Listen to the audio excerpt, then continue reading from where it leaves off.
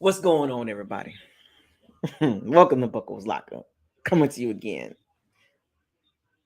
Subscribe, like, comment, share on all the new videos. Don't forget to hit the notification bell icon to notify you on all new videos that's posted on this channel. Shouts out to all the Pirate and Sea Bandits. Let's get it. I am back. We are here. Buckle up.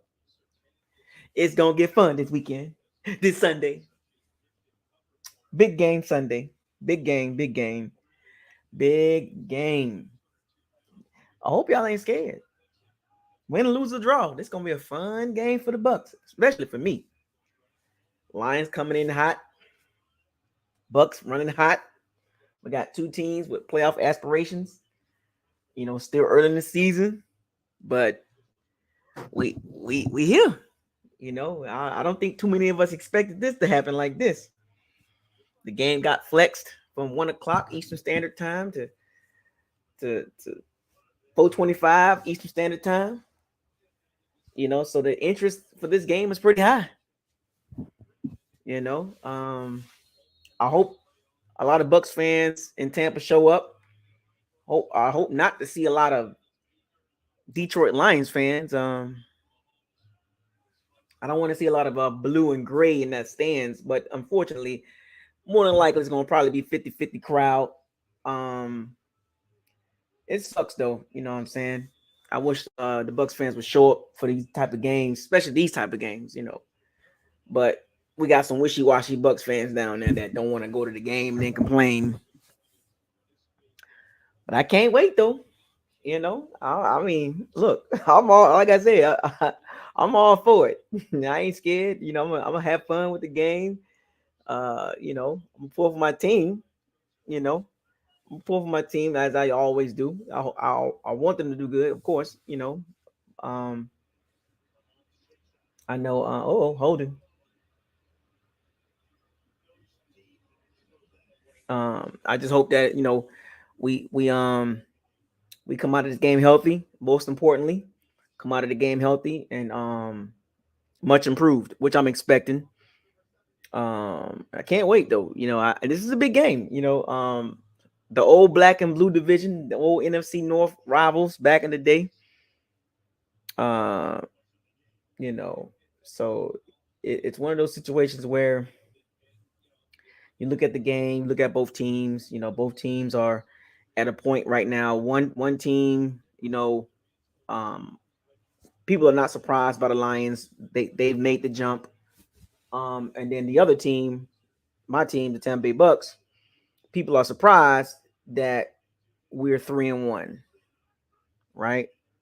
Who would have thought that we would be 3-1 at this point right away, right? For the most part, for the majority of NFL fans and media members and talking heads, there's a small percentage of fans, specifically, mostly Bucs fans that had us, probably some of us had us, probably some of the Bucs fans had us undefeated or 3-1 at this point, but the majority of the Bucs fans didn't have us 3-1. Majority always rules. So, but for the small group of Bucs fans that had us, 3-1, 4-0, the first four games, well, kudos to you for taking a stab at it. You know what I'm saying? Kudos to you. No hate, kudos to you though. You know what I'm saying? But it's gonna get interesting. A lot of things can happen in this game. The Lions been winning. They've been winning with guys that's hurt. I think they've won. I mean, they 4-1, and I think every game they've missed. They have missed starters, which is very interesting. That the Lions are kind of like almost a complete team, because if you can win without key players, then that tells me you got depth. And the Lions finally got depth. They had a really good O-line, so the protection is going to be there on the Bucs. I would honestly say that they're most likely going to struggle with the Bucs defensive line is going to struggle with the Lions O-line, because the Lions O-line is really like that. They really like that. Watching some tape on them, watch a couple games, and I'm going to rewatch some more film on them in the next couple days, just to kind of get a feel. But the O-line is pretty good. They got three guys You got three guys that's pretty good. I think was it Frank Ragnow, Panay Sewell, and Tyler Decker. Those three guys, they're probably top 10 at their positions. That's pretty good. You got a top 10 left tackle, top 10 center, and a top 5 right tackle. I mean, you can't get mad at that.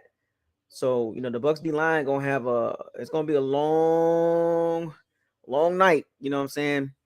To generate some pass rush. And one thing I would say about the Lions, they are explosive. And it doesn't even matter who it doesn't even matter, to be honest with you. Like, it matters when you're saying, like, they still are able to move the ball regardless who's playing, if that makes sense. Regardless of who's playing, they can still move the ball. So do not, like last week they were missing Jahmyr Gibbs, and I think David Montgomery was hurt, and they still were able to run the ball. Reason being is when you have a good O-line, it kind of like it still doesn't matter. Like, this is what I was trying to tell Bucs fans. I really want the Bucs running game to improve. Like, at some point it has to improve, because it makes everything more balanced. And one of the reasons why the Lions are explosive is because they're hard to defend, because they can run. You can run the ball, and they can throw the ball. And when you can, run the ball very well, play action works perfectly. I think they're number 1 in play action. So the Bucs front 7 is going to have their hands full, because of the Lions O line is pretty good. Top 5 O line. I mean, I don't care what you say, it's top 5. And I hope Shaq Barrett hasn't really done much the first 4 games, and Joe Tryon, but hopefully Kalaji Clancy he can add some juice if he plays. I think he's gonna play. I mean, probably be snap count, but I can't wait, because the matchup I do want to see is the D line and Lions O line, and hopefully the Bucs D line can show. And the reason why I'm starting this episode out with that matchup is because, I mean, the Bucs defense as a whole is good, but when you break down the individual O line, the D line, it's not great. They don't generate a lot of pressure without the blitz. Once again, and the Lions, the way they are built and their design, they don't depend on one guy to make plays. They can get you. They can beat you with a lot of players. They have guys that's hurt and they still move the ball. So what does that tell you? I'm gonna say 2 words here. His name is Ben Johnson. Pay attention to him as most likely be a head coach next year.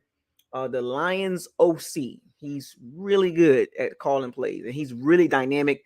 They have a lot of formations so you can't get a bead on them on what they want to do, because they can run out of any formation, they can throw out of any formation, they can hit you with a play action, they can hit you with a waggle, they can hit you with all kind of stuff. And Todd Bowles, Larry Foote, and the company, they gotta have them boards ready. And you can watch a lot of film, especially with teams like this. You can watch a lot of film on them, but when you start playing teams like this, it's a whole different ball game, because when you look at the Lions coming into Tampa, Raymond James Stadium, they're probably one of the most complete teams as of right now. One of the most complete teams. So if the Bucs win this game, this is huge. This is this is good for the Bucs. If they can win the game, this will be really good for them as a confidence booster. And then I think they'll finally take us serious. I still think they don't take us serious in a way. And that's in my opinion. I still don't think that some of the media members and talking heads and fan bases, they don't take us serious, right? They kind of like, the Bucs just kind of like, they beat the Vikings, they beat the Bears, they lost to the Eagles of cream of the crop team, and then they beat the Saints, which is a middle of the pack team. So they kind of still wishy-washy on the Bucs, in my opinion. Just listening to reading the room around the NFL, they kind of still wishy-washy on us. So it's going to be a really good game. I don't think it's going to be a blowout. Neither team is not going to blow each other out. I always say this too. going into the game, I just don't see neither team blowing each other out because both teams are playing pretty good right now, right? Um, and if you look at the betting odds and the pick'ems, the pick me games or the pick'em games, the percentages are leading towards the Lions, obviously, right? Because the Lions, are riding high and they're playing really good ball, both sides of the football. Which is, and one of the most underrated things about the Lions, as I transition to my team, the Bucs, going into the game, is, and the reason why I'm starting out with the Lions because we got to give the Lions some respect because they've been bad for a while, and it took them a long time to get to where they are now. And the reason why they are where they are now and they're going to be like this for a while is because of the O line, D line. You can get mad all you want to, but once the Bucs commit to the trenches every year, we can be that we can be like the Lions, and we'll move just like the Lions every year. So moving forward, I'm expecting the Lions to be like this every year. You know what I'm saying? So once the Bucs commit to just keep drafting O line, D line, especially in the interior, just keep going, keep going, keep going. Then every year from this year on out, we will basically be like, yeah, this team's good. This team's going to be a problem every year. Right now, this is the beginning of the Bucs making that transition to becoming that team that's going to be like, they're going to be good every year. You play the Bucs, you're going to have a problem. The O-line's going to be good. The D-line's going to be good no matter what skill position players they have, right? Because if you can block at the point of attack, whether it's passing or running, you can do so many things with even average players. And the Lions don't even have like a lot of the Lions they don't have like a number one receiver, like a superstar receiver or superstar running back, but they have a lot of complementary pieces. Sometimes it's not always about the name. It's about how you play together. And when you look at the Bucs are playing together really good. Like, as far as like the Bucs don't have like a superstar like receiver. Like, I'm saying, like a superstar. Like, you get what I'm saying? Like, we got Mike Evans and Chris Godwin, but I mean, they're not looked at as like a Justin Jefferson or Jamar Chase, like superstar receivers. You know what I'm saying? They're not looked at like an AJ Brown. They're not looked at it like that. They're not looked at as that type of receiver. But they're really good receivers. The Bucs don't have the tight end position for the Bucs is not good. Bottom 5. The running game is bottom 5, bottom 10, whatever, bottom 7. But somehow, some way, they making it work. And I was going over some numbers for the Bucs, which is very interesting going into the game. I love using that line because a lot of people will try to like go as the game. Oh Lord, go as the game go. But going into the game, it's a lot of weird stats with the Bucs. I it's weird for the Bucs to have the success they're having right now in some of the areas offensively. They kind of like bottom 10, bottom 12. Now I can bring some of these stats up, but my point is for example, even if things not working, it's not about. Sometimes it's got to be about the yards per attempt, but sometimes it's about the attempts. And the way the Bucs are playing right, oh Lord, the way the Bucs are playing right now, it's they're playing with more confidence versus being because offensively, when you look at the numbers, they're not really like crazy numbers. You get what I'm saying? Like, you can go take a look at the advanced stats and everything like that. It's not like they're blowing the world out. They're not like smoking everybody. You know what I'm saying? It's like they're good on third downs. Not really good in the red zone. Explosive plays, not really known for that.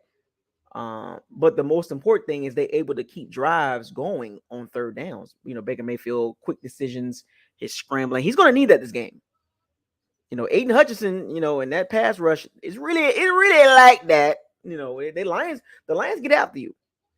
They do get after you. I ain't gonna hold you on that. When you watch them play, they take the mentality of the coach. So if you look at the coaching aspect of it with Todd Bowles and Dan Campbell, two different personalities. My cup of tea is more of a Dan Campbell type coach. Teach each his own. But I like how the Lions are built as far as their attitude. They're not looking at the names, the back of the name tags and all. They don't care about all that stuff. They play, and the Bucs are similar too, right? But the Bucs have a different mentality how they play the game. If you watch the first 4 games that the Bucs played, you watch the Bears game, you watch the Lions game. You know, 2 terrible teams. They're terrible. It is what it is. But we got the dub. Struggle with the terrible teams, but we got the dub, right? That's the most important part. And then we played the Eagles. I didn't like the attitude when they played the Eagles. I think it was just overwhelming. I think the Eagles just that much better, even though the Eagles didn't play good. Eagles just better overall, specifically O-line, D-line. It's nothing to be ashamed of. It's the Eagles. You know what I'm saying? That's one of the infinity stones of NFL. And to play them, to only lose by 14 is pretty good. You know what I'm saying? Like to lose to one of the infinity stones, it's pretty good. 14 points. You know what I'm saying? We lost by 14. So hopefully, like Devin White said, we see them again down the road. And hopefully both teams are fully healthy. Now, I already made my take about that. If both teams are fully healthy and riding high, the ceiling is higher for the Eagles than the Bucs. And it's nothing to be ashamed of. You know what I'm saying? It's just the Eagles are just that much better. You know what I'm saying?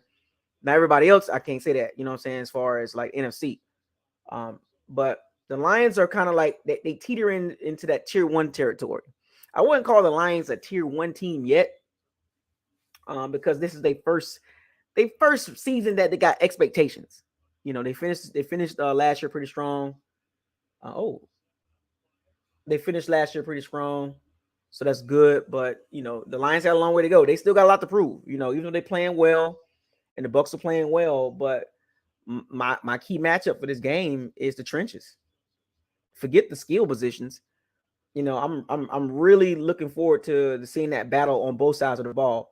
Bucs O-line, how they're going to contain Aiden Hutchinson. That pass rush is feisty, it's scrappy. You know, they get after you.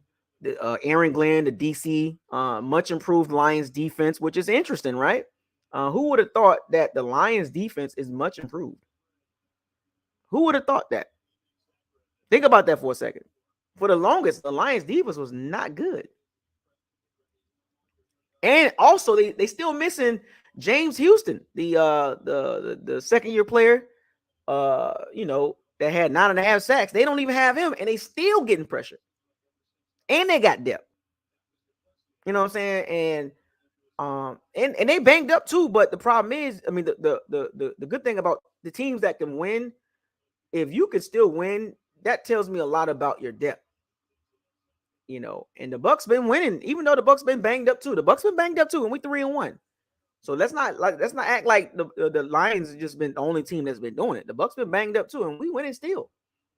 So it's gonna come down to battle of attrition, in the trenches. Like if whoever can win that matchup is gonna win the game. You know, forget my prediction.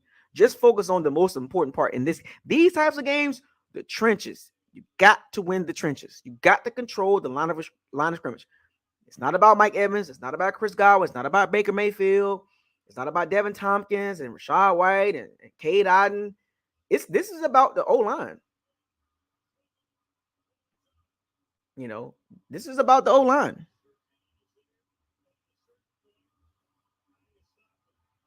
You know, this is about the O-line. If whoever can control both sides of the ball, I wish the NFL would stop showing Taylor Swift. My gosh, they gotta stop this crap, man. It's getting ridiculous now, man. It's getting ridiculous. Is anybody tired of this, man? It's like they forcing her down our throats. Like, enough of the Taylor Swift crap. She don't even know what's going on. Who football and Taylor Swift has never been connected. And for some strange reason, the NFL just keep showing her like she's like really a part of the NFL experience. She's not even built like that. You know what I'm saying? Most women are not built like that, especially women like Taylor Swift. Come on, man. Like, they're not built as football fans. They don't even know what's going on. And yet they just keep giving her screen time. It's annoying. Let's focus on the game. My goodness. You know, but like I was saying, I had to say that. It's just annoying, man. I'm just sick of the every 15 seconds Taylor Swift. Like, oh, come on, man. Can we get to the game, please? I don't know. NFL they're really D-riding Taylor Swift and the Swifties, whatever you want to call them. They really D-riding him. I don't know what's going on there, but Jesus Christ. I mean, the NFL that desperate? Jesus Christ. You know? I mean, come on now. Let's not turn this into a spectacle, man. You know what I'm saying? My goodness. I've never seen a woman that's dating a football player or a wife that's married to a football player get this much attention. I mean, come on, man. My goodness. Jesus.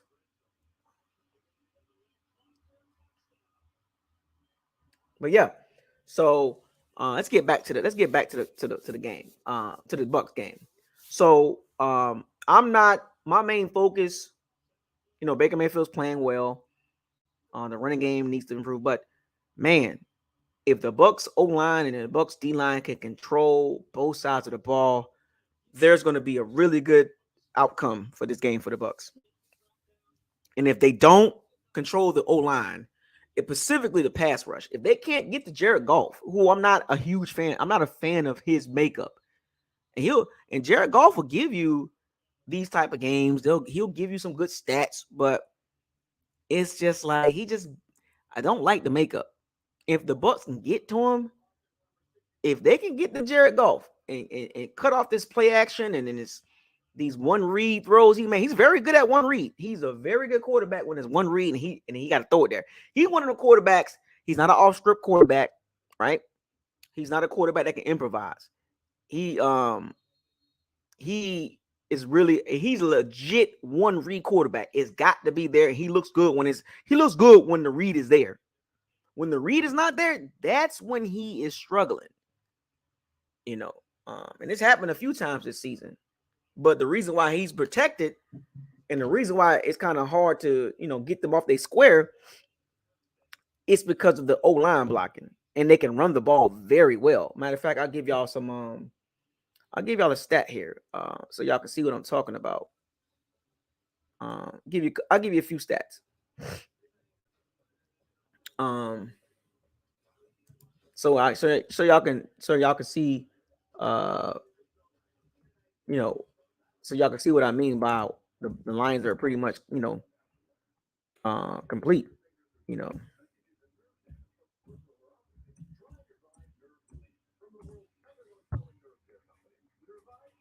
I'll give y'all a couple stats here. Some hard stats, right? Let's see here. What are we gonna do here? NFL stats. So y'all can see what I'm talking about when it comes to the Lions. They're hard. They're kind of hard to figure out because they do so many things, and it's kind of like, dang, you can't get a bead on them. It's annoying. Like, teams like this can be annoying. Like, dang it, can't get a bead on them. You have to kind of figure them out as the game goes. So I think it might take the Bucks a little bit to figure them out. But I'm gonna give y'all the Lions breakdown here, so y'all can see what I'm talking about. So, no thanks. Let's get here. Let's get okay. Let's get it. All right, so let me give y'all some breakdown here. I'm gonna give y'all some food to eat, to sit on, right? All right, so matchup stats. All right, so the Lions. Okay, so here we go. I'm gonna give y'all some examples here. The reason why the Lions are kind of a hard team to figure out as far as what they want to do because they're very balanced. They average 29 points a game. So let that sink in for a second. Right? So let's just let that sink in for a second. 29 points a game right away. That should let you know right there. Right away. Right away, Lions averaging 29 points a game. That should tell you right there what time it is. They ain't finna just be like, oh, we just gonna hold the ball. No, they trying to get points on the board. Now it's interesting, right? The Bucs average 21 points a game. The Lions average 29 points a game. That's fourth in the NFL. So they are top 5 scoring team. So right away, the Bucs defense is going to have to be aggressive, and they're going to have to put a lot of confidence, right? And stay healthy. The Bucs give up 17 points a game. So the Bucs defense, they're gonna do their job. But to sit here and say going into the game they're gonna totally stop the Lions, it's a reach. Now it can happen. They can totally stop the Lions. Don't get me wrong, but just going into the game, keywords, going into the game, it's gonna be kind of hard to stop the Lions from scoring, right? Because this is what they do. But yards per game, the Bucs must get pressure. I don't know how often they're going to blitz, but they must get pressure. But yards per game, 384 yards a game, 6th in the NFL. 6th in the NFL in yards per game. The Bucs give up 318 yards a game. That's 11th in the NFL. So the Bucs defense is pretty good. Like I said, I'm not worried about the Bucs defense as a whole. Just it's about the pressure, right? Yards per play, 5.8 yards per play, 5th in the NFL. So every play they get at least almost 6 yards of play, guaranteed. Now they done played 5 games, so that's not a fluke. They can move the ball. It's not a fluke. They can move the ball. It's almost 6 yards of play.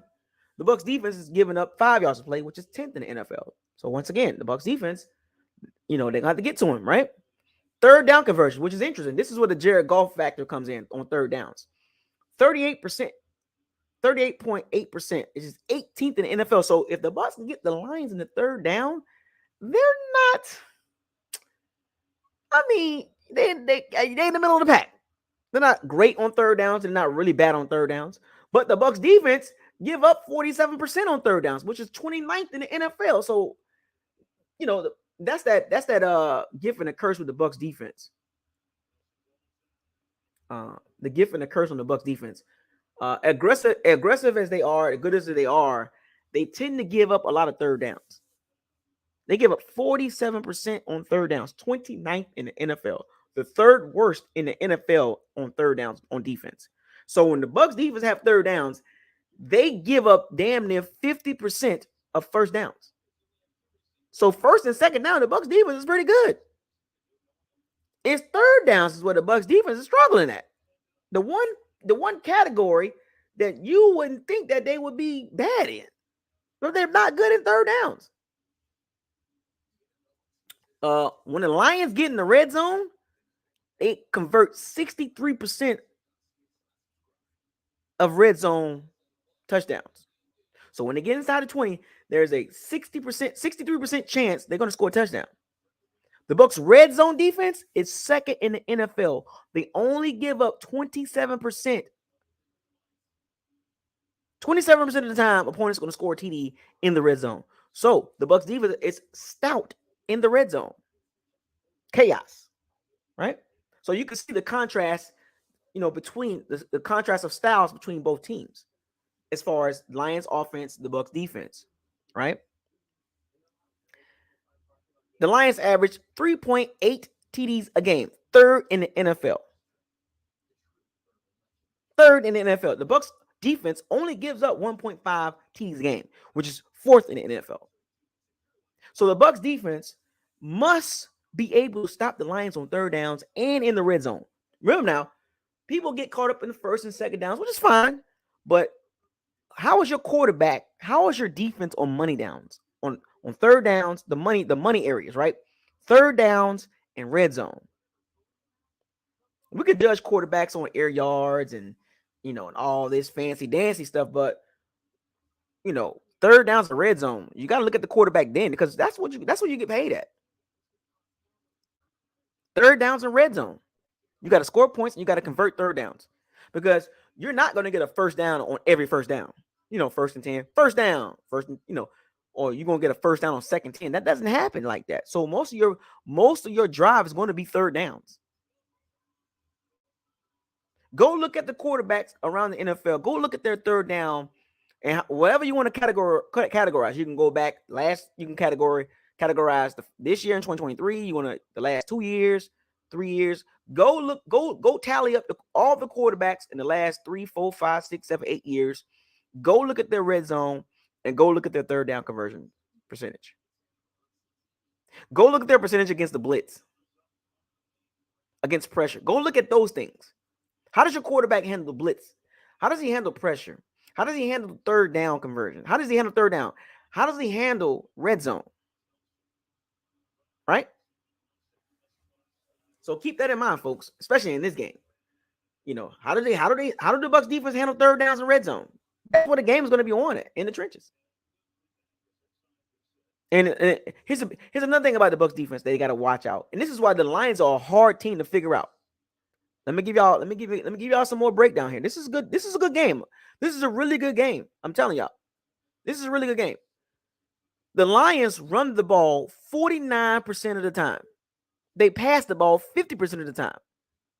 What does that tell you? What does that tell you? Can anybody tell me what does that mean?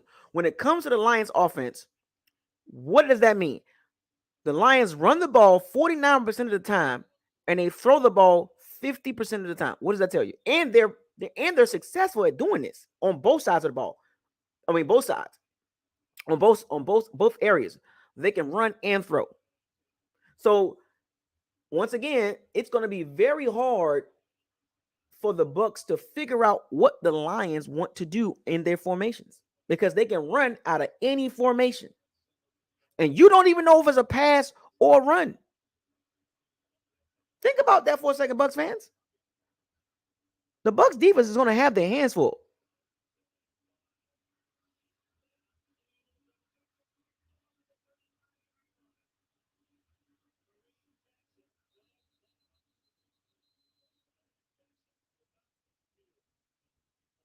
The Bucs are going to have their hands full. The Bucs defense is going to have their hands full.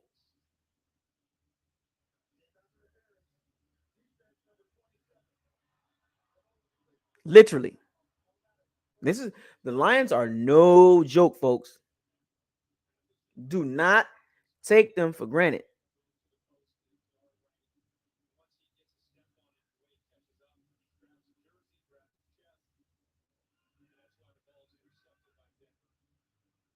Literally. They're very very efficient. They run the ball. They average 4.3 yards a carry, 16th in the NFL. They run the ball 33 times a game, third in the NFL. Think about that. They run the ball 33 times a game. So the Bucs front seven gonna get a heavy dose of the Lions running game. They can run the ball, folks.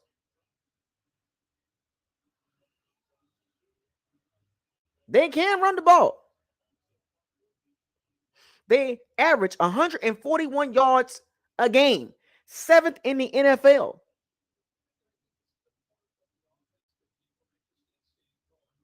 .8 TDs a game running the ball, 3rd in NFL. So the Lions can beat you either way. I like this game for the Bucs too, because this is going to give us an idea early in the season, still early. It's going to give us, because we saw with the Eagles run game, the Eagles was very successful. Oh, holding. Donovan Smith holding again.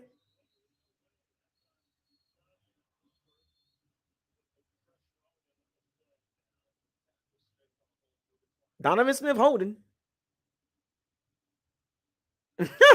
Oh, Donovan Smith holding again.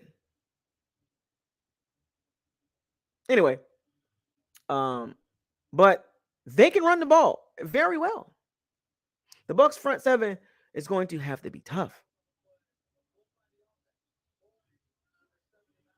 Tough. Boy, number 7, Donovan Smith, man. Let me veer off real quick. Let me make this clear to you, Bucs fans. I am so disappointed in a lot of you when it comes to Donovan Smith. I am so disappointed. You know what? You want to know why I'm so disappointed in a lot of Bucs fans? Because where was this energy before Brady got here? Where was the Donovan Smith terrible and this and that before Brady got here? I want to know. I want to know, where was the Donovan Smith trash before Tom Brady got here? Because since Tom Brady been here, it's Donovan Smith is not that good. He's not. Blah, blah, blah. Why didn't y'all say that before Brady got here? Because Donovan Smith been like this. I want to know. Somebody need to answer this. I want to know, where was the energy for Donovan Smith? I want to know.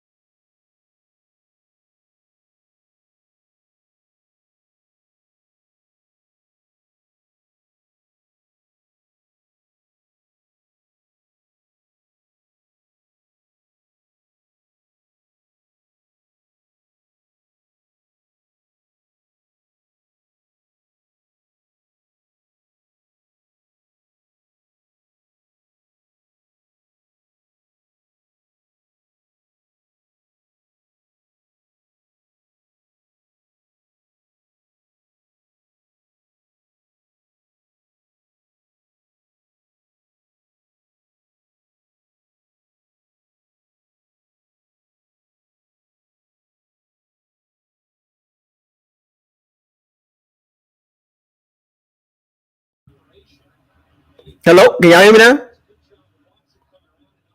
Hello? Yeah, I'm good now. I want to know.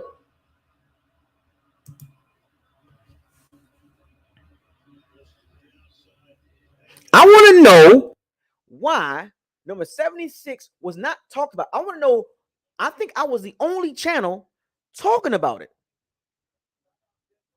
He was not good before Brady got here, and you didn't care. A lot of you didn't even care he wasn't good.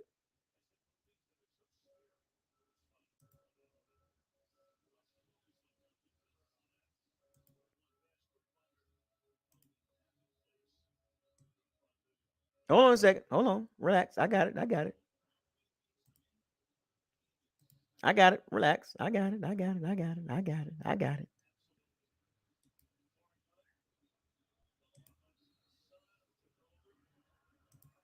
I want to know.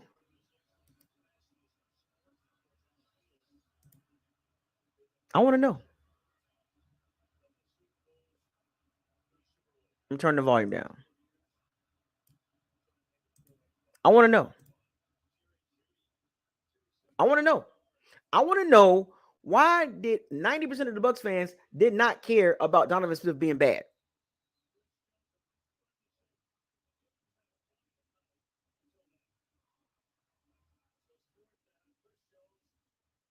Nobody cared about Donovan Smith being bad because everybody was focused on the freaking quarterback. Nobody cared about the left tackle not being good. Nobody cared that the running game was terrible. The O-line, specifically DeMar Dotson and Donovan Smith, was terrible. And now we got 90% of the Bucs fans jumping up and down about Donovan Smith being terrible, not good. But when he was here, it's not the left tackle. It's not the right tackle. It's not the terrible running game with Peyton Barber. It's not that.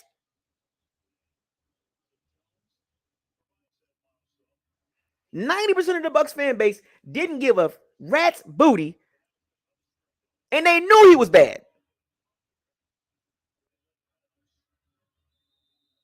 They knew Donovan Smith was bad. They knew DeMar Dotson was washed. They knew the running game was terrible, but nobody gave a freaking darn. And it's not even about the quarterback. It's just I'm just stating the obvious. I can care less about how you feel about Winston. And you think I'm trying to protect him. I'm not even trying to protect Winston. It's the fact that those areas was terrible.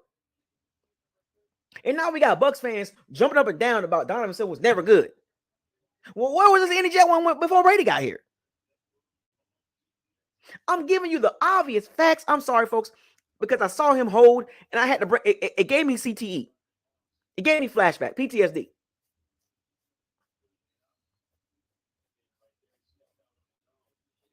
It gave me PTSD. I don't have any ties to no player in the NFL, but I'm going to point out the obvious.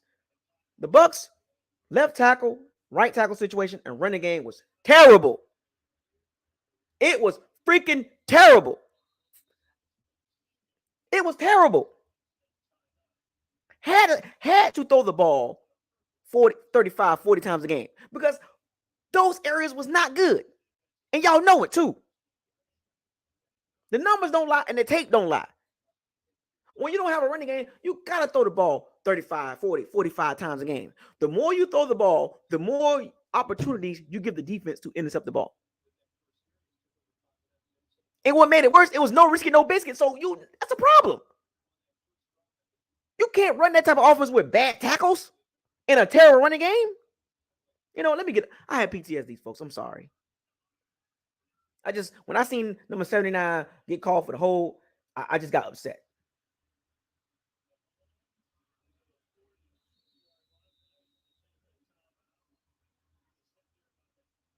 I got upset. I'm sorry, folks. Because I know what I saw. I know what I saw.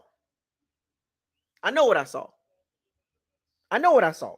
Bad left tackle, bad right tackle, bad running game, and the kicker at the time was not good. Nobody cared. I got PTSD, folks. I got PTSD. I got PTSD, folks. I'm sorry. Some of you got PTSD because of Winston, and that's cool. I understand. Interceptions, whatever. I got PTSD for other reasons. Exactly. Jacquizz Rodgers, Charles Sims, Peyton Barber. That running game was terrible. What quarterback is going to be successful with that running game and that left tackle and right tackle? With a green Alex Kappa. What quarterback is going to be successful in that situation? Come on, man. Stop playing with me. I do this. I talk about football. I do this. I talk about everything.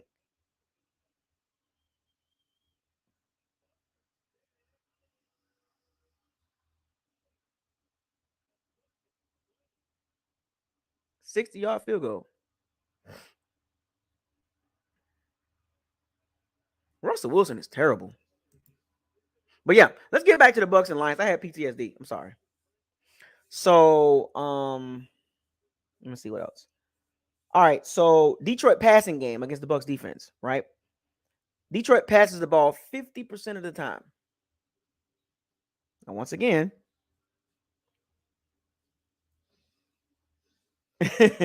no, man, I haven't healed. I've been to therapy, right? I've been to therapy. I was in therapy for quite some time.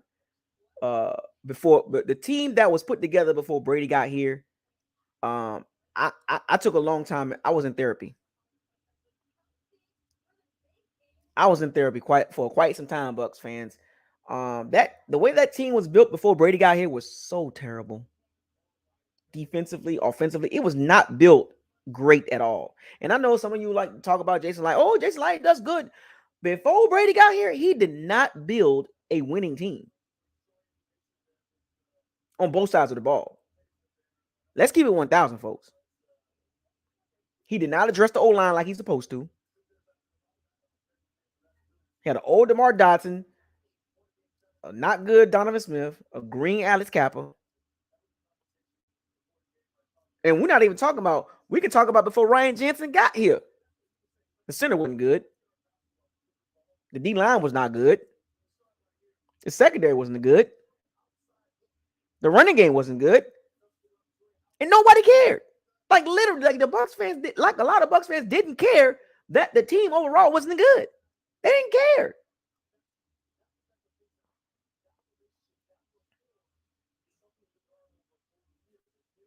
If he would have did what he's doing now, the Bucs wouldn't be so far behind in certain areas of the team.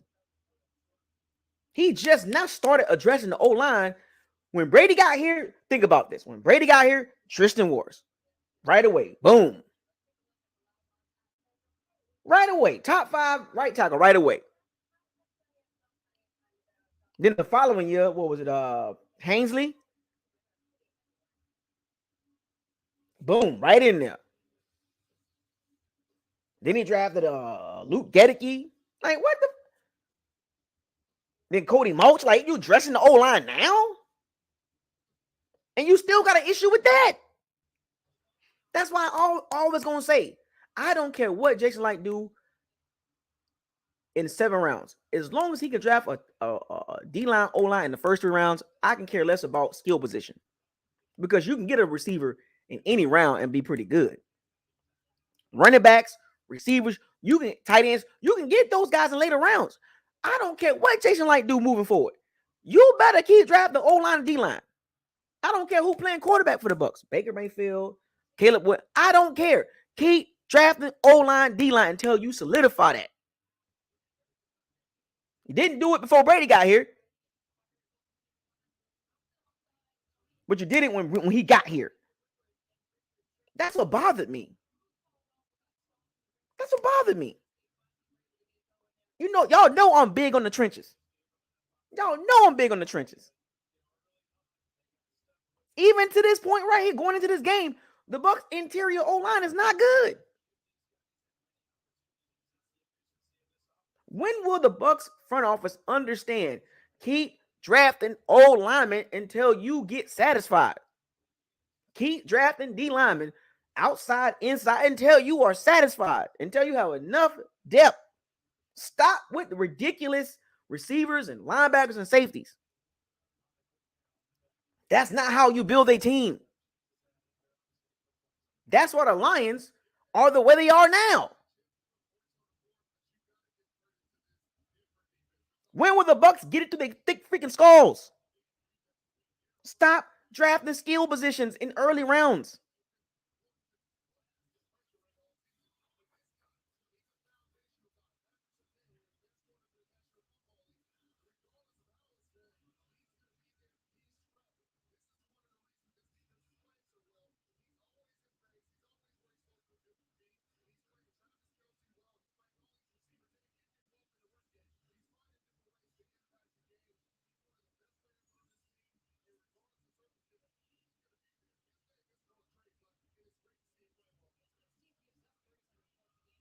I'm just saying. But the Lions are very, very explosive. They throw the ball 50% of the time. They run the ball 49% of the time. Jared Goff completes 69% of his passes. 6th in the NFL. Yards per pass play. 7.7 yards a play. 4th in the NFL. They only throw the ball 31 times a game, which is 24th in NFL.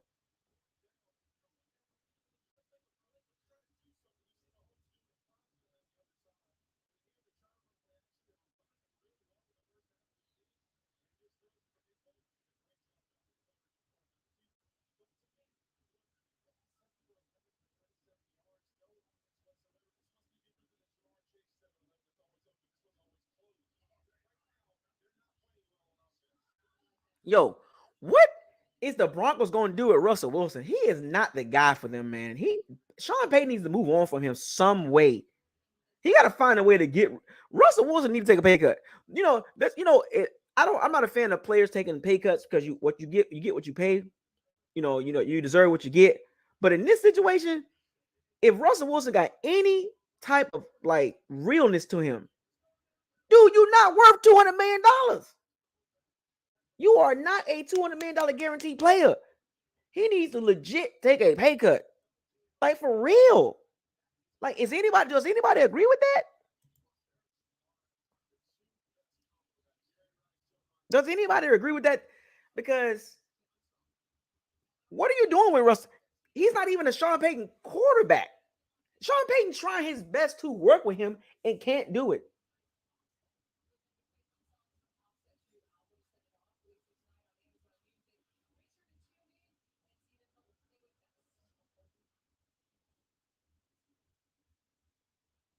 I'm just saying, Russell Wilson needs to get. Look, I love football, but when I see a player like this, he clearly is overpaid, and I got a feeling the Broncos going. I think they're gonna eat some of that money. I think the Broncos will eat some of that money to get him out of there. They will literally eat some of that money to get him out of there. I think Sean Payton is trying. I think by halfway through the season, I think the Broncos gonna be like, you know what? Nah, we good. They're gonna put the backup in. The Broncos gonna lose a lot of games, man.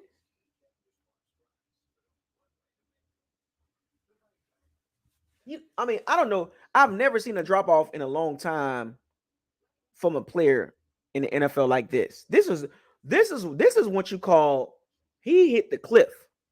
Russell Wilson hit the cliff.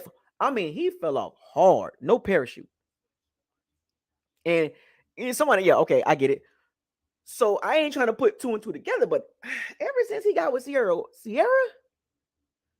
it's been downhill from him. It's been downhill from here.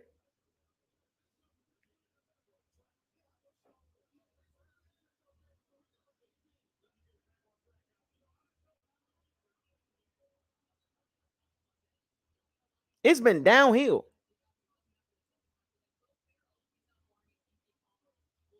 It's been downhill ever since he got with Sierra. And then on top of that, this is how you know Russell Wilson finished. Players from the Seahawks been talking about him like the locker room wasn't feeling him, or none of that. And I don't think the locker room in Denver is feeling Russell Wilson. And the thing about it, Denver got some playmakers. Javonte Williams, Jerry Jeudy, Courtney Sullivan, Marvin Mims. They got some playmakers.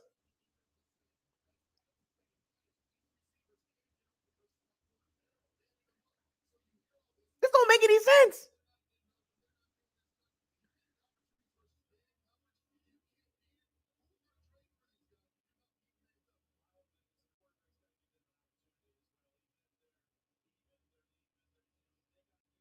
The receivers don't care about Russell Wilson, bro. Jerry Jeudy, Courtney Sullivan, and Marvin Mims. You mean tell me you can't get the ball to those guys? Come on, man. Look, I know the Broncos don't want to do it, but the folks that own the owners of the Broncos, they gonna have to eat that money, bro. They gotta eat that money. They gotta eat that money, bro. Anyway, let's get back to the Broncos. Let's get back to the Lions. That's probably the worst contract in the NFL history. Russell Wilson. My goodies, my goodies, my goodies, and not my goodies. Ever since he got with Sierra, it's been terrible. But yeah, let's get back to the Lions. 43 yards passing the game. That's ninth in the NFL. I mean, they don't give up a lot of sacks. They only give up 4%. Jared Goff only gets sacked 4% of the dropbacks. So he drops back 31 times a game. He only gets sacked 4% of that. So we're talking about what? Every three dropbacks or something like that. So, and the Bucs are not a sack. They're a middle of the pack team when it comes to sacks. Sack percentage wise. But I can't wait to see the Bucs defense go against the Lions offense. And I had to start out with the Bucs defense because that's the reason. That is the main reason why the Bucs are 3-1, right? Because the Bucs are a defensive driven team. Now you can spin it how you want to spin it. Hashtag what does your eyes tell you? Yeah, Baker Mayfield making his plays on third down, but that defense, you look at the categories, they are top 12 defense. And I told y'all this. I told y'all. What did I tell y'all? If the Bucs defense is top 10, we're gonna win some games. And it's right on cue. Right on cue. Right on cue. Bucs defense top 10 in a lot of areas. That's the main reason why they 3-1. Now Baker Mayfield does play a nice part in this. But let's get down to the Bucs offense. 21 points a game. 20th in the NFL. So last year they averaged 18 points a game. Or 17, 18 points a game. This year, they're up 3 more points to 21 points a game, which is right where they could have been at last year. But thanks to Baker Mayfield, we're plus 3 points a game, which is also another major reason why we're 3-1. That we're averaging 3 more points a game than last year. That's why we're one of the biggest reasons why we're 3-1 as well. Yards a game, total offense a game. The Bucs offense is 301 yards per game, 22nd in the NFL. This is what I was trying to explain to y'all. When you look at the numbers, they kind of add up to what you saw so far from the Bucs offense. Choppy, not explosive, lack of running game, but very good on third downs. Keep pushing forward. Yards per play, yards per play, 4.9 yards per play, 24th in the NFL. Once again, what does your eyes tell you? This is why you guys gotta sometimes settle down and take a look at the game for what it is. The Bucs offense is not world beaters. They're efficient, but they're not world beaters.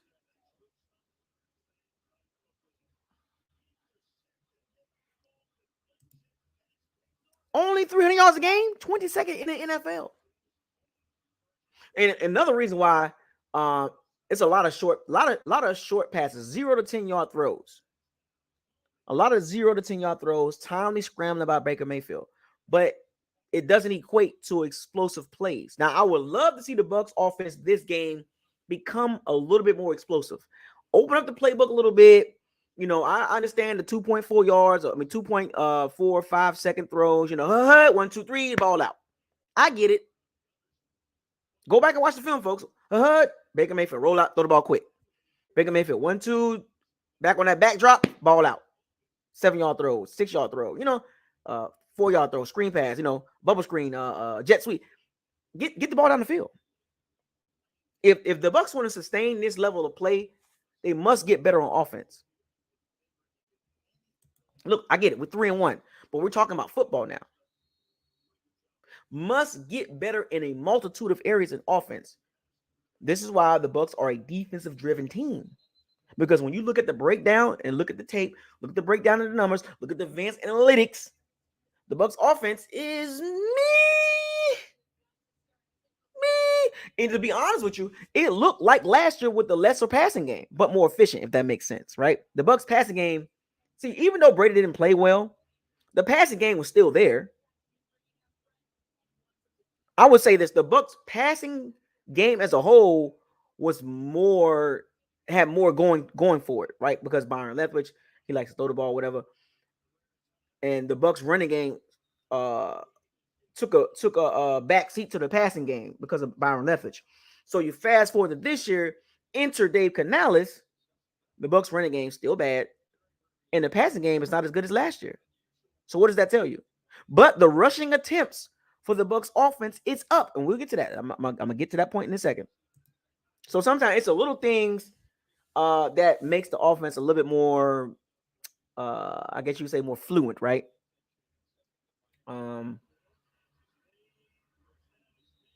So third down conversions. The Bucs are 47% on third downs. That's 6th in the NFL. The Lions defense give up 36% on third downs, 10th in the NFL. That's gonna be an interesting matchup. Lions defense on third down versus Baker Mayfield. That's another key moment that you want to watch in this game when the Bucs have the ball, and they will have a lot of third downs. What can the Bucs do on third downs? Can Baker scramble around and make his plays and, run around and, and scramble and get your weight up type plays, The Lions defense only give up 4.7 yards per play. That's 6th in the NFL. So the Lions defense is much improved. The Lions defense give up 292 yards a game. 6th in the NFL, folks. And the Bucs average 300 yards a game as an offense. The Lions don't give up 300 yards. Much improved defense. Shout out to Aaron Glenn. He's going to be a head coach one day.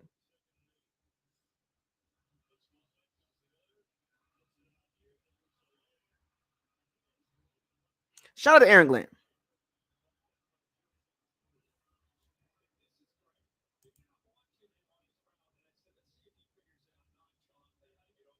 Yep. The Lions are very tough defensively on third down. It's going to be a great matchup for the Bucs offense on third down because the Bucs offense on third down is really good. 47%. And that's mostly because of Baker Mayfield scrambling.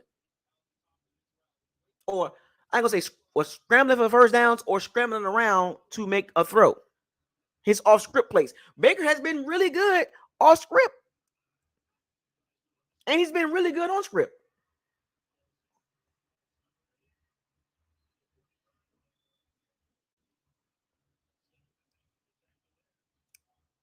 Okay. Red zone scoring. The Bucs 50% when they get in the red zone. That's 20th in the NFL. 20th. They were 30th, but they had a couple of good red zone scores against the Saints. The Lions defense, not good in the red zone.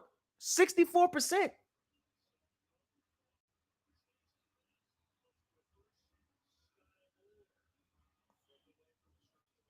Mm-hmm. Yep. The Lions defense give up 2 touchdowns a game. That's 15th in the NFL. The Bucs offense scores 2 touchdowns a game, 18th in the NFL.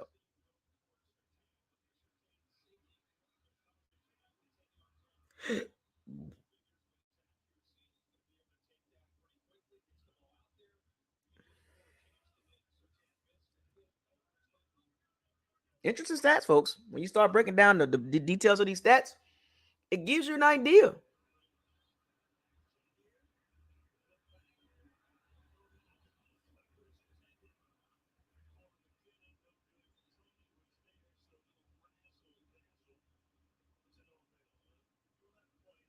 Yep. The Bucs they run the ball 47% of the time. 5th in the NFL. But look at these numbers, though. Look at the breakdown behind the Bucs running game. Even though they run the ball 47% of the time. They run the ball 47% of the time. They're only averaging 3 yards a carry. 32nd in the NFL.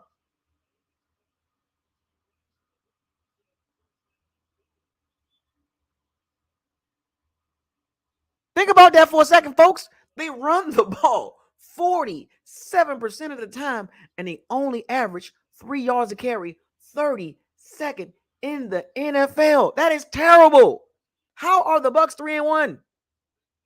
You want to know why? Third downs and defense. Third down offense, Bucs defense. When you start breaking this stuff down, folks, it makes you think like, damn, we're really 3-1 with some terrible stats. The Bucs are 3-1 with some terrible stats. Terrible. 3 yards a carry, 32nd in the NFL. They run the ball 47% of the time, and they are terrible yards per carry. I mean, absolutely horrible. So the running game is the same as last year. So what improvement Dave Canales has done up to this point with the Bucs running game? But did you ask that, or did I put that out there for that reason? The reason why it's much improved, not because of the yards per carry, it's because of the attempts. They run the ball 29 times a game. That is 10th in the NFL.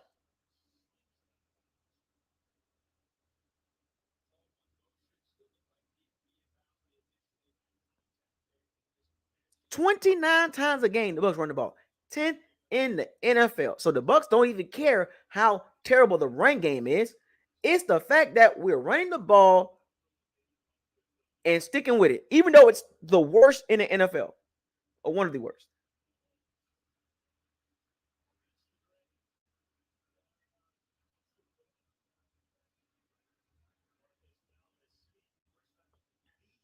Rushing yards per game, 87 yards a game, 25th in the NFL. So what is the big difference between this year's running game and last year's running game?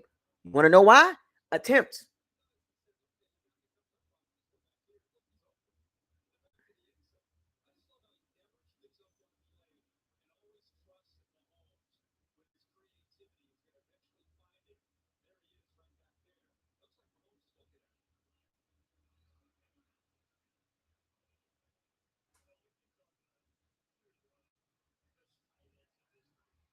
$87 yards a game.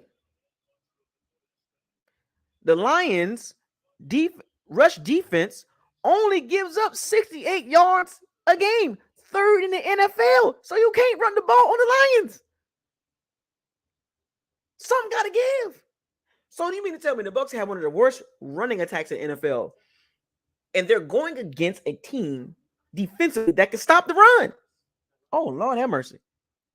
That's a bad matchup for the Bucs. O-line. That's a bad matchup. That's a bad matchup. The Lions defense, rush defense, they only give up 3.3 yards per carry. Third in the NFL, so you cannot run the ball on the Bucs. And the Bucs only average 3 yards a carry. Advantage, Lions. When it comes to the trenches versus the Bucs trenches, Bucs offense line versus the Lions defensive line running the ball, the Lions have the advantage right there.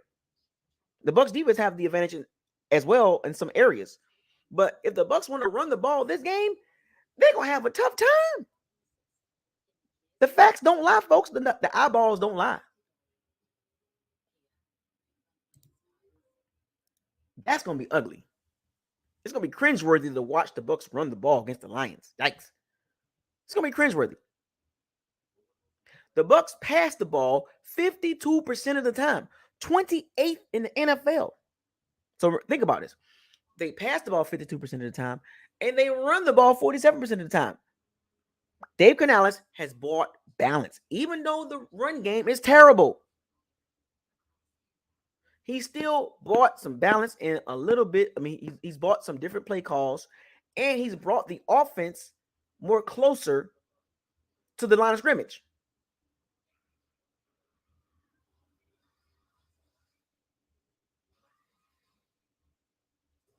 He's brought the Bucs offense more closer to the line of scrimmage. A lot of 0 to 10 throws.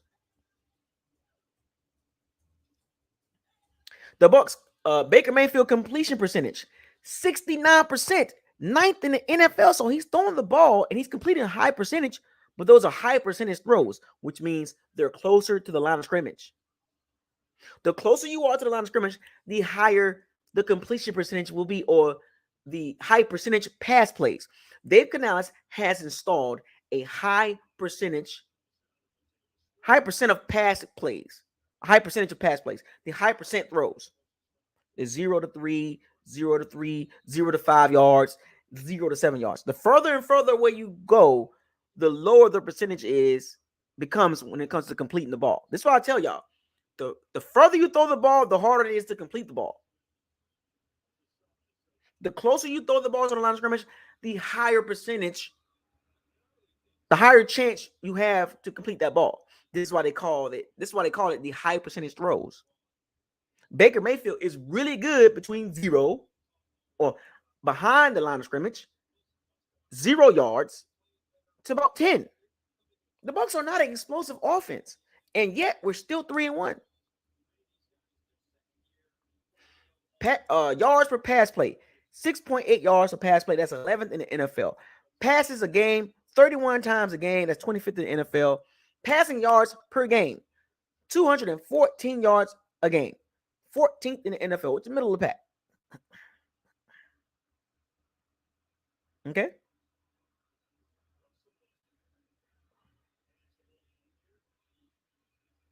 Baker Mayfield only gets sacked 3% of the times that he drops back. Second in the NFL, meaning Let's not get this twisted. We know Tristan Wirfs good, but this has a lot to do with the HUD 1-2 ball out.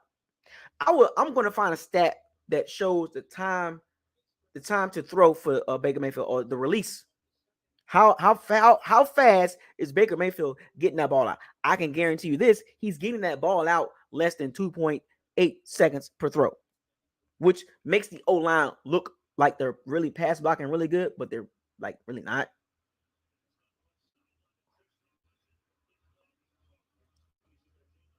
So that means the ball is coming out so fast, he's not getting sacked a lot. And then plus he scrambles around too. So remember now, he's really good off script and he's really good at one read. But the plays are not explosive. Lions defense only gives up 5.8 yards to throw, which is 6th in the NFL. They give up 224 yards a game, which is 17th in the NFL. And they get to the quarterback 6% of the time. Interesting.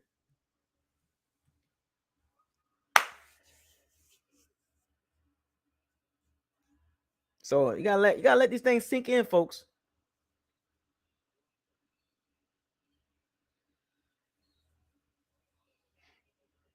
Very interesting game. Both teams don't get penalized a lot.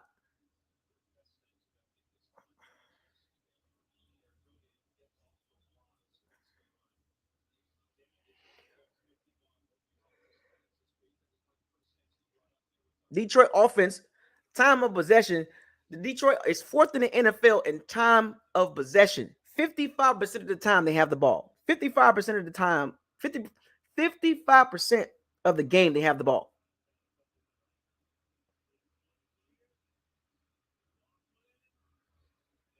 55% of the time they have the ball. That's 4th in the NFL. The Bucs' time of possession offensively, 49%, 19th in the NFL.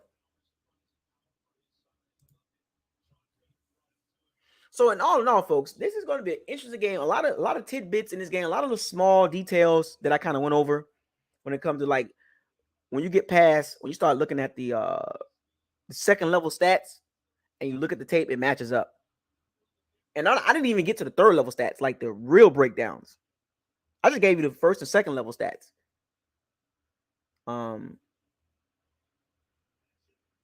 Very interesting. Very interesting.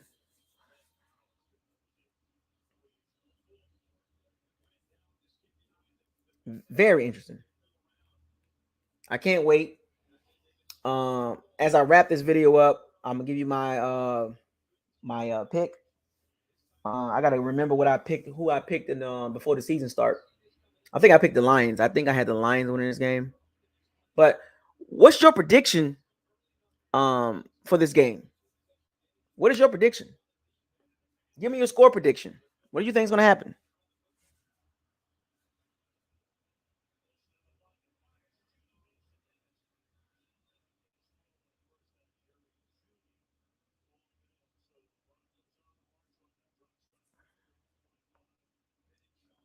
The Bucs do need to get a running back though. They really need to get a running back. I look, Shaw White. Shout out to you, buddy, but you're not a number one running back, bro. I've seen enough. I had high hopes for you, and things can change. He can change my mind, but as of right now, I think he'll be a better third down back. I keep saying that, folks. I don't know why. Russell Wilson again, interception. Jesus Christ. Russell Wilson, bro. Good God Almighty.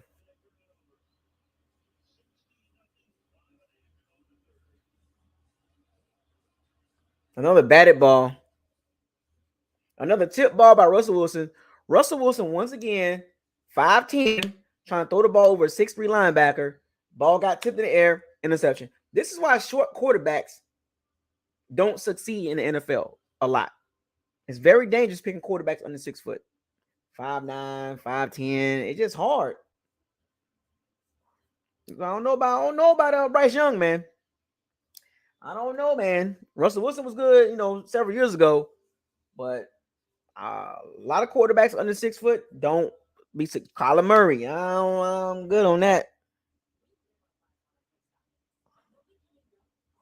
Yeah, but what's your score predictions? What's your score predictions? I like Rachaad White. I do. I like him. It's not like I said. He's not a bad player. Don't get me wrong. I just don't see him as the guy. He's actually worse than last year. Like if you look at the numbers, the what's it? The RYOE. Rachaad White is terrible in that too. Yards expected. Y'all was it rush yards expected. He's not good at that either. Let me go look at the R. Let me go look at the expected yards per carry.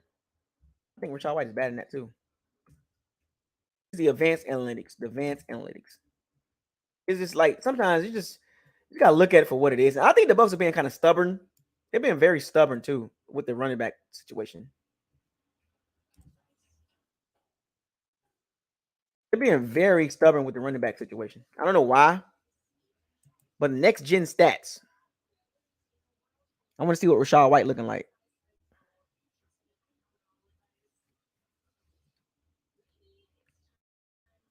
They're being very stubborn with the running back situation. And I heard the reports about Derrick Henry and all that stuff like that. I read the reports, but the Bucs are being very stubborn, very stubborn. Yeah, I know they're trying to stick with it, but it's like, dude, like you know what I'm saying?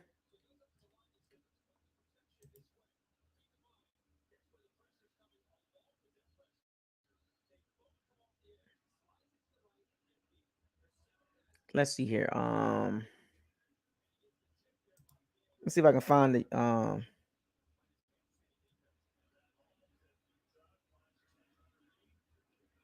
trying to find the expect yards per carry. Yeah, let's see. Rushing. Oh, here we go. Oh my gosh. Rachaad White is 30th in the NFL. 30th. Rush yards over expected. Negative 67. Third worst in the NFL. He's actually worse this year than last year.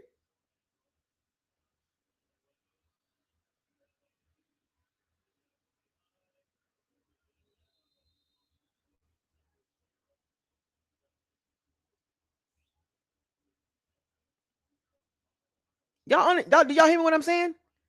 He stinks. What's up, Matthew? He's 30th in the NFL in rush yards over expected. 30th. This is advanced analytics, folks. The top level numbers don't lie. The second level numbers don't lie. And even the advanced numbers don't lie.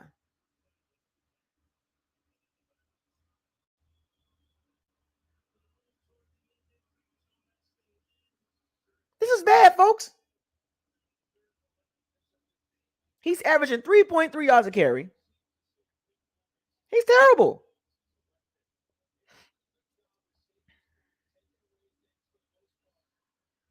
He's freaking terrible. That goes to show you about the Bucs O line too. That tells you a lot about the Bucs O line. Terrible, freaking terrible. They can't run block. It's terrible.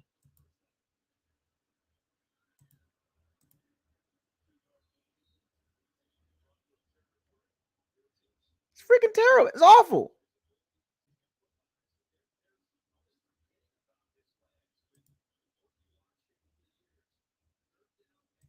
That's embarrassing, folks. He's terrible. I feel. I mean, he's not a bad guy, but goodness gracious, terrible. He's not good, folks. It's just what it is.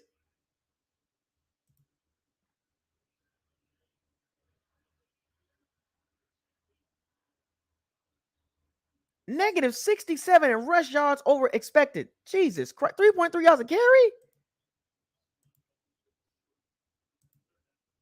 I mean, that's terrible.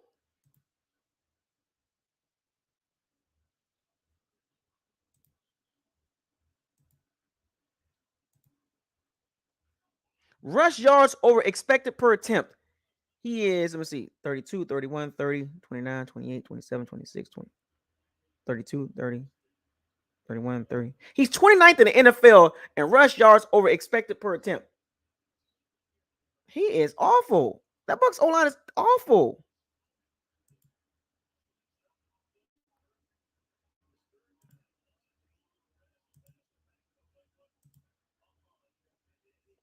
Oh my God. What are the Bucs going to do with this running game, bro?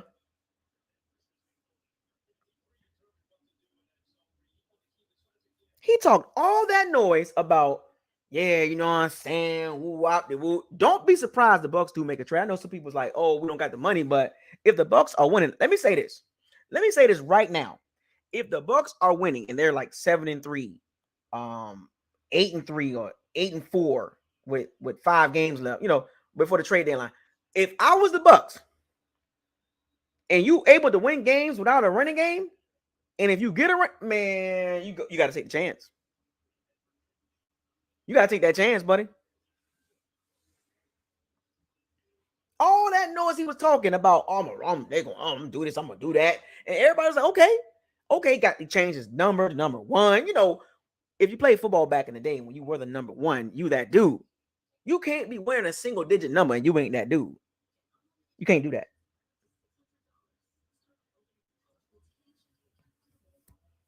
That's all I'm gonna say as a Bucs fan. If they are winning football games, and they find themselves at 7-3 trade deadline, do not sit on Rachaad White. You gotta go get a running back. Go find somebody. Come on, man.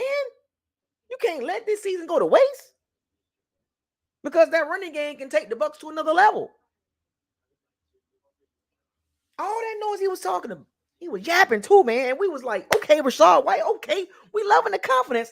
And then you turn the tape, the first 4 weeks, he's off. He don't have the natural instinct to be a number 1 running back. Big 40. I got 240 cows.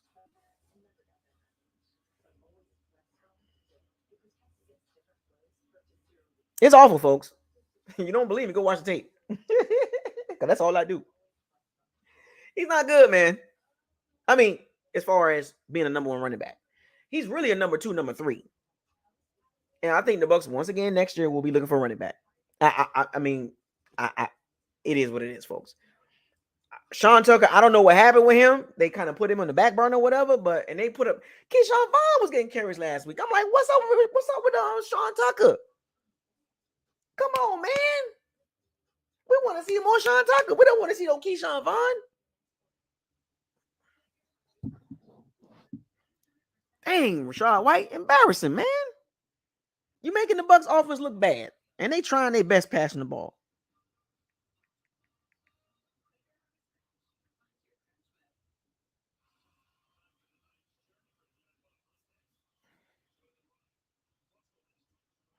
Make me sick, man. Anyway, so here's my prediction. And a low key, really good.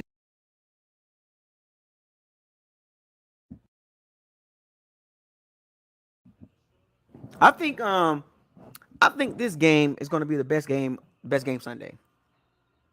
Out of all the games being played on this weekend, matter of fact, I'm gonna go on a limb and say this. I think this is going to be the best football game Saturday or Sunday.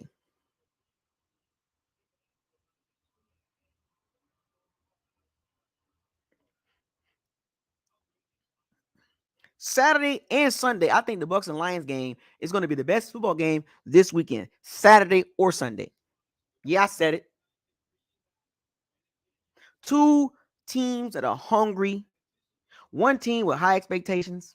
The other team came out the blue, surprised the NFL community. I mean, you can't ask for nothing better than this.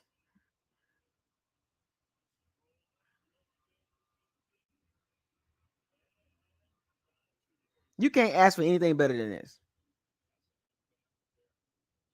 You can't. The best football game this weekend, Saturday or Sunday, Bucs versus Lions. Period. Yeah, I said it.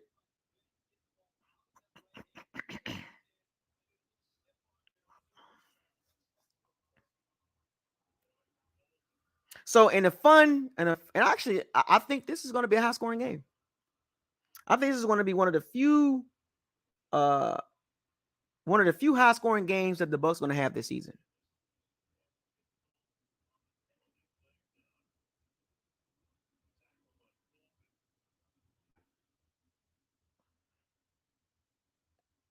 Yeah, I said it.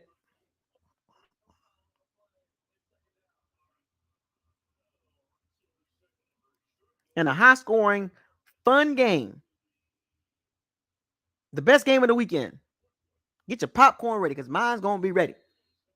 But here's my prediction. Now that I looked at my schedule prediction before the season started, I had the Lions winning this game. But good old Buckles like a fashion. I'm gonna keep it 100 with you because I can't go back on my prediction because that kind of be like cheesy, right? I go back and say I make a prediction before the season start, and then every game I'm changing my mind. That doesn't work, But I'm gonna say this though: there's always a caveat now. As the season go, there will be caveats with these games I pick. Even though win or lose, right? I got the Lions winning in a shootout. Both teams are going to go up and down the field. For whatever reason, I got a feeling both teams are going to go up and down the field. It's going to be a great game. Both quarterbacks going to do their thing. Both defenses are going to be tired. They're going to be confused.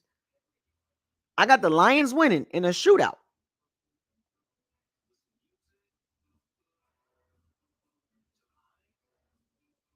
In a shootout, 31-28. Lions get a score late in the fourth quarter. The Bucs defense kind of fold a little bit on third downs. Lions get the ball down 28-24. They go on the field. They get a TD. Jared Goff come through in the clutch in the fourth quarter, and the Lions defense hold on. 31-28. Yep. 31-28 in a really good game. The Bucs lose a close game, but it's going to be a good game, and it's going to come out. This is going to help the Bucs too. Remember, I told you how this works.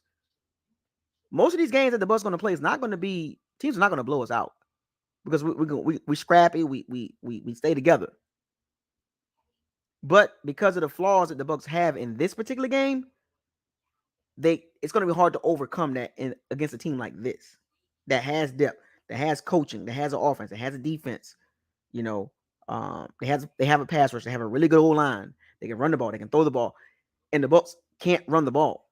That is the reason. It will probably be the number one reason why they lose the game, because so much pressure is going to be on Baker Mayfield to perform at a high level for 60 minutes or every time the offense have the ball. Baker Mayfield is going to throw the ball over 30 times. And he's going to have to be productive because he's going to have to keep up with the Lions. So this is going to be one of Baker Mayfield's best games up until this point. This game will probably be better than he played against the Saints. This will be his best game to this point. Even though I got them losing, but it's still going to be a good game by the Bucs. And they can hold their head up high.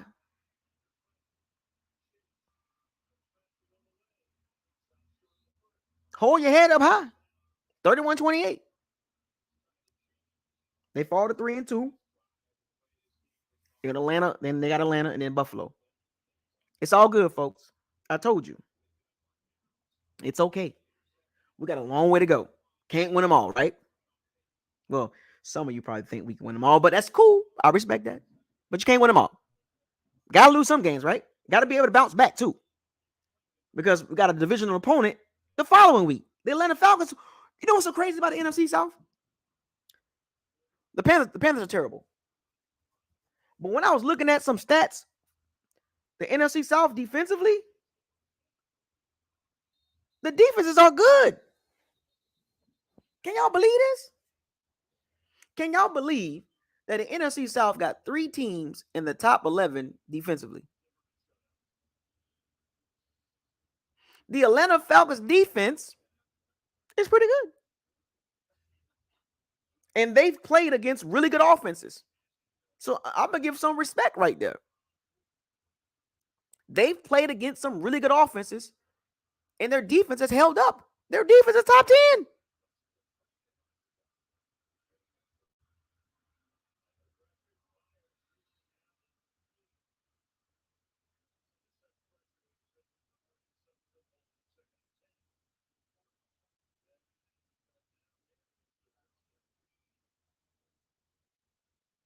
Can you believe that? The Atlanta Falcons defense is top 10. I was like, wow, in a few categories. Now, we know the Saints defense, they're top 10, but we know they're solid, right? We know the Saints defense is good. But the Atlanta Falcons defense, the NFC South got 3 defenses in the top 11. And guess who's number 11? The Bucs, with total yards a game that are allowed per game. The Bucs defense is number 11th when it comes to total yards allowed per game. Can you believe that? And the Saints and the Falcons defense is top, I think, 8. I couldn't believe it. I was like, what in the heck is going on with Atlanta Falcons defense? Where did he come from? I was like, hold up. I was like, where does the Atlanta Falcons defense come in at? I couldn't believe it. Yeah, the Atlanta Falcons defense. So New Orleans give up 274 yards a game, which is 4th in the NFL. The Atlanta Falcons defense give up 295 yards a game, 7th in the NFL. And the Bucs give up 318. So you mean to tell me the Atlanta Falcons defense really like that? They really like that. They really like that, huh? I haven't watched a lot of tape on Atlanta Falcons, but I will. But I didn't know Atlanta Falcons defense was tough like that. The Atlanta Falcons defense has played some really good offenses, and they held their own. So kudos to the Atlanta Falcons. Finally, y'all got a defense. Now the Bucs defense went against Minnesota's explosive passing game, and then we gave up some yards to Justin Fields, whatever. But and then of course Jalen Hurts, Eagles offense, and then the Saints terrible offense. So I would say the Bucs have played one terrible offense, which is the Bears. I mean the Saints. I'm sorry, the Saints. The Bears offense is not that good. The Eagles offense is good, and the Vikings passing offense is good. So the Bucs have held their own too. But the Falcons did their thing, man. The Falcons have done their thing. I still don't like them though. I know some of y'all talking about the Falcons. Y'all talking about the 49ers, man. That's an L. We're not beating the 49ers. You can spin it how you want to spin it. I'm gonna call that out right now. Bills and the 49ers. That's L's. It is what it is. You know what I'm saying? Don't get mad. Those teams are just better. But the Bills got some injuries, though. The Bills got some injuries. Tre'Davious White, Matt Milano, Daquan Jones. Some major injuries. Remember I told y'all about these? Remember I told y'all how it works? Remember I told y'all how this works? If the Bucs can play these teams that have major injuries, we got a chance.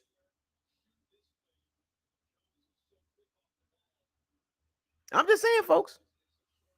But it's still going to be hard to beat Buffalo. It's going to be super hard to beat them.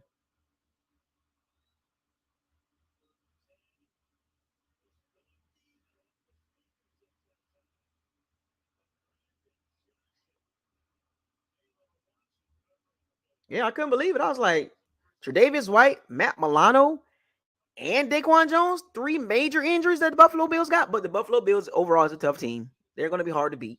We know that. That's in Buffalo too. It's going to be cold. So yeah, Buffalo and 49ers, man. You know, wouldn't it be crazy if we beat both of them? We're going 15-1. No, we're not going 15-1.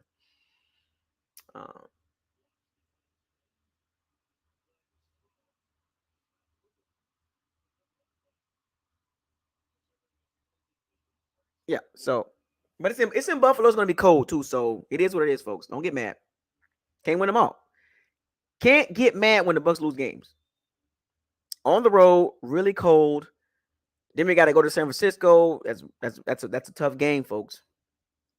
Them Colts, that Colts team ain't no joke, folks. Don't sleep on the Colts and the Texans and the Jags. The Saints play the Jags on Monday night.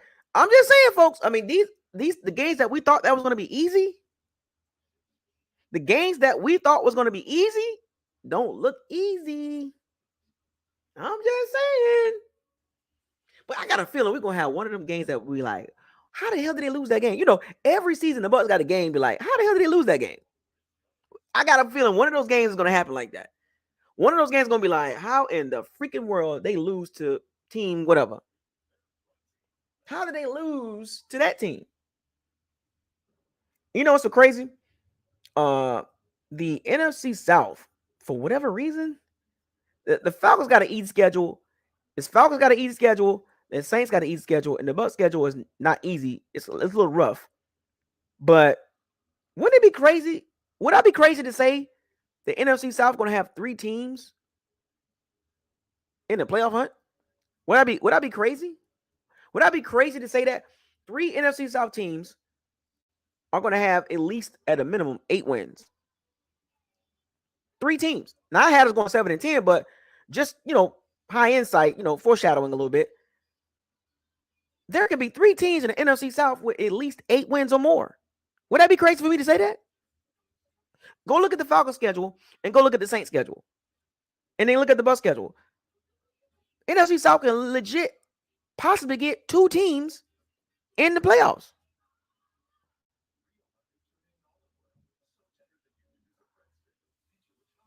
You know what I'm saying? I'm just keeping it real.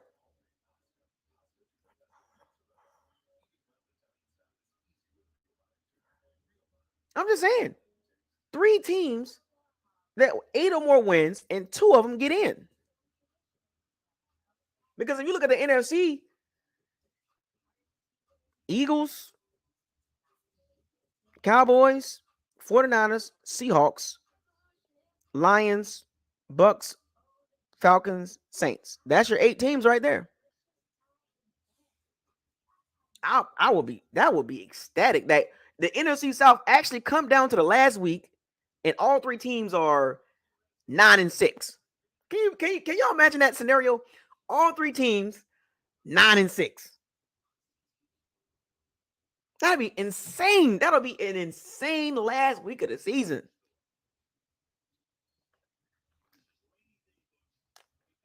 Can't wait, folks. We got a long way to go. I'm a little excited, folks. That's all. I'm gonna calm down. But anyway, shouts out to all the powers of Sea Bandits. Thank you for joining another live stream of Buckles Locker.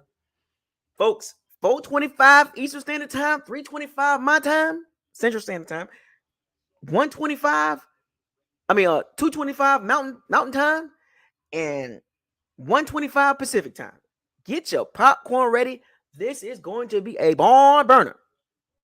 We're going to be at the edge of our seats the whole game. It's going to be some fun stuff. And most importantly, win or lose or draw for the Bucs, come out of this game healthy. The Falcons look like they're going to be tough. And of course, and they've got the Bills afterwards. Come out of the game healthy because we got a long way to go, folks. We got 13, well, technically 13 games to go. And we got no bye weeks. There will be no bye week to save the Bucs. No bye weeks. And do not take the Lions for granted, folks. Do not take the Lions for granted. Do not underestimate them. And as on the flip side, they shouldn't underestimate us. So, yeah. I'm going to holler at y'all Sunday. Y'all be easy. Have a great weekend. I will see y'all Sunday. Late Sunday afternoon. America's game of the week. Let's get it. Buckle Soccer. Out. I'll holler.